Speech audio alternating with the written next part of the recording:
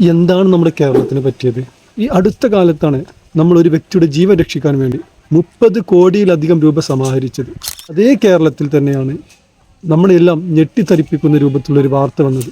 പ്രസവിച്ച് വെറും 3-4 മണിക്കൂർ കഴിയുമ്പോഴേക്ക് കുട്ടിയെ റോട്ടിലേക്ക് എറിഞ്ഞ് കൊന്ന കാര്യം.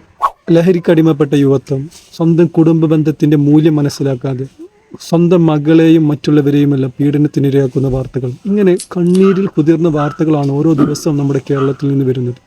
യഥാർത്ഥത്തിൽ നമുക്ക് നഷ്ടപ്പെട്ടത് എന്താണ്?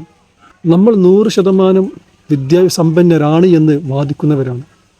നമുക്ക് വിദ്യയുണ്ട്, മനുഷ്യത്വം എന്നതിനെ കുറിച്ച് ചിന്തയേ ഇല്ല.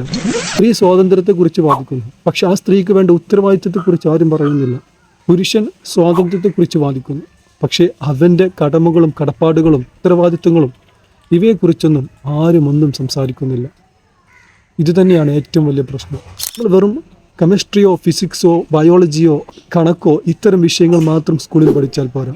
ഇതെല്ലാം എങ്ങനെയാണ് മനുഷ്യ ജീവിതത്തിലേക്ക് അനിവാര്യമായി തീരുന്നത് എന്നതിനെക്കുറിച്ചും പഠിക്കേണ്ടതുണ്ട്. അതിന് വ്യക്തമായൊരു ഉദാഹരണമായിട്ട് ഒരു വീഡിയോ ഞാൻ കാണിച്ചു തരാം. ഏതോ ഒരു സ്കൂളിൽ പഠിപ്പിച്ചതാണ്. പക്ഷേ നമ്മുടെ മക്കൾ ഈ രൂപത്തിൽ പഠിക്കുകയാണെങ്കിൽ വരും തലമുറക്ക് വളരെ നല്ലൊരു സന്ദേശം നൽകുന്ന, വളരെ നല്ല ദീർഘവീക്ഷണമുള്ള മക്കളായിത്തീരും. എന്താണ് നിങ്ങളുടെ അഭിപ്രായം? കമൻറ്റ് ചെയ്യൂ.